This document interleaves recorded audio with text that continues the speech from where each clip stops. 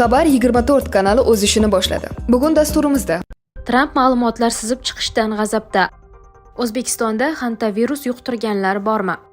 Putin Zelenskiy bilan Moskvada yoki boshqa istalgan joyda uchrashishga tayyorligini bildirdi.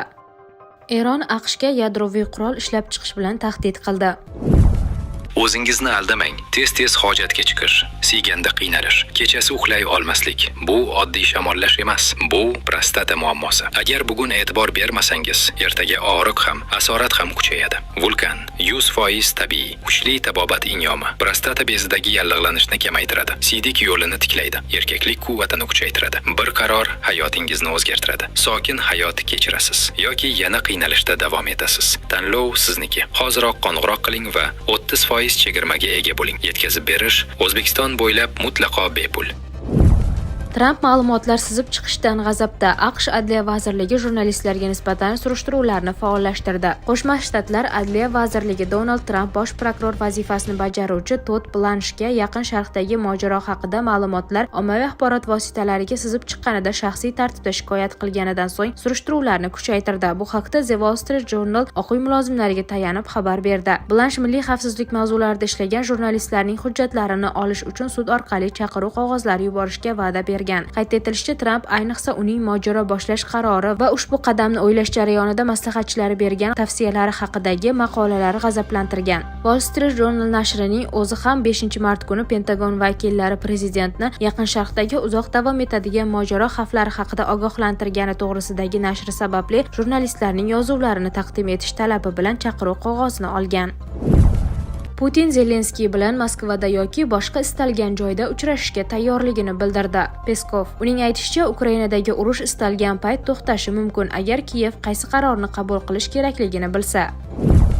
O'zbekistonda hantavirus yuqtirganlar bormi? Shu kunlarda dunyoning ayrim mamlakatlarida hantavirus infeksiyasi tarqalmoqda. O'zbekistonda mazkur infeksiya bilan kasallanish holatlari qayd etilmagan. Bu haqda Sanitariya epidemiologik osoyishtalik va jamoat salomatligi qo'mitasi raisining birinchi o'rinbosari Nurmat Atabekov ma'lum qildi. Avvalo shuni aytish kerakki, bugungi kunda mamlakatimizda hantavirus bilan bog'liq epidemiologik vaziyat barqaror, deydi Nurmat Atabekov. Shu bilan birga Jahon sog'liqni saqlash tashkiloti ma'lumotiga ko'ra, bu infeksiya koronavirus kabi tez tarqalish xususiyatiga ega emas hamda mutaxassislar fikricha global pandemiyani yuzaga keltirmaydi. Hantavirusning yer yuzida 20 dan ortiq turi mavjud bo'lib, ularning faqat ayrimlarigina odamlarda xastalik keltirib chiqarishi mumkin. Agar ushbu infeksiyani dunyo bo'ylab tarqalish geografiyasiga e'tibor berilsa, Osiyo va Yevropa davlatlarida ancha kam uchraydi. Uning ba'zi turlari asosan Argentina, Chili, Braziliya kabi Lotin Amerikasi mamlakatlarida kuzatiladi. Hantavirus ko'pincha kemiruvchilar orasida uchraydigan virusli xastalik bo'lib, odamlarga kam hollarda yuqadi. Infeksiya odatda bunday jonivorlarning peshobi, axlati yoki so'lagi bilan ifloslangan narsalar, chang hamda oziq-ovqat mahsulotlari orqali insonga o'tishi mumkin. Ayrim hollarda zararlangan muhitda uzoq vaqt bo'lishi yoki kemiruvchilar bilan yaqin va muntazam kontaktda bo'lish ham virus yuqish xavfini oshiradi. Mazkur kasallik ko'p hollarda tana haroratining ko'tarilishi, bosh og'rig'i, holsizlik, ko'ngil aynishi, qusish, mushak va qorin sohasida og'riq kabi klinik belgilar bilan kechishi mumkin. Uning og'ir shaklida buyrak yetishmovchiligi hamda yurak, qon tomir va nafas olish tizimi bilan bog'liq xavfli asoratlar kuzatiladi. Dunyoda hantavirusga qarshi maxsus vaksina ishlab chiqilmagan. Buning uchun tegishli davolash protokoli ham mavjud emas. Muolaja asosan simptomatik, ya'ni bemordagi belgilarga qarab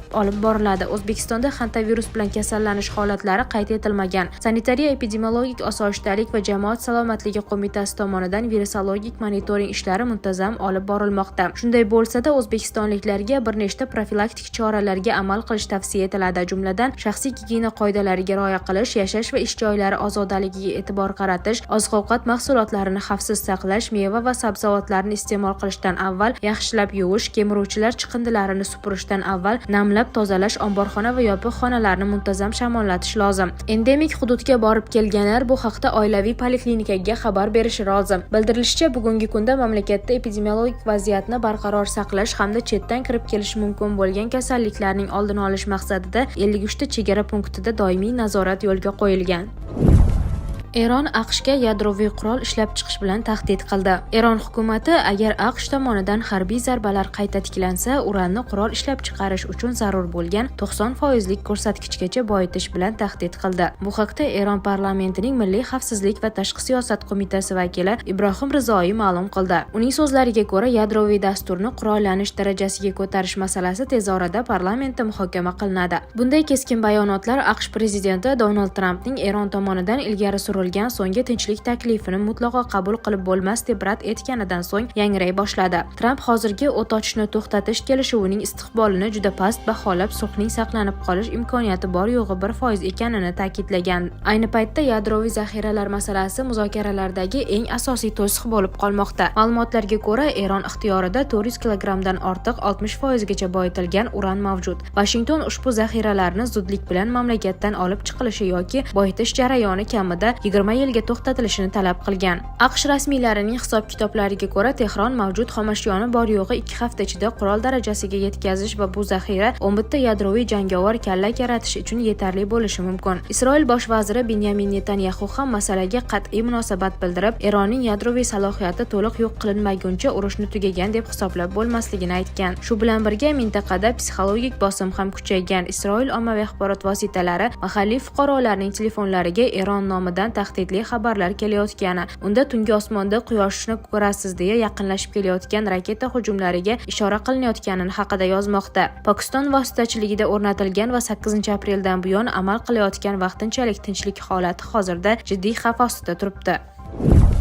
Zelenskiyning sobiq matbuot kotibi Taker Carlsonga bergan intervyusida sobiq rahbarini diktator, munofiq va giyohvand deb atadi. Ukraina bu gaplarni rad etdi. Ukraina prezidenti Vladimir Zelenskiyning 2019-yildan 2021-yilgacha matbuot kotibi lavozimida ishlagan Yuliya Mendel amerikalik jurnalist Taker Carlsonga intervyu berdi. U intervyusida Zelenskiy 2022-yilda Donbassni topshirishga tayyor bo'lganini iddao qildi. Men 2022-yilda Istanbuldagi muzokaralarda Ukraina tomonidan qatnashgan odamlar bilan gaplashganman. Ularning aytishicha, Zelenskiy shaxsan Donbass hududlarini Moskvaga berishga rozi bo'lgan. Men bundan shokda edim. Endi esa u millionlab auditoriya oldida turib, men Donbassni bera olmayman demoqda. U o'z so'zida qat'iy emas, dedi Mendel. Shuningdek, Mendelning ta'kidlashicha, 2019-yilda Parijda Putin bilan bo'lib o'tgan va o'zi ham ishtirok etgan uchrashuvda Zelenskiy Ukraina hech qachon NATOga kirmasligiga va'da bergan. Uning so'zlariga ko'ra, bu va'da haqida deyarli hech kim bilmaydi. Mendel shuningdek Zelenskiyni korrupsiya, giyohvand moddalar iste'mol qilish va urushdan foyda ko'rishda aybladi.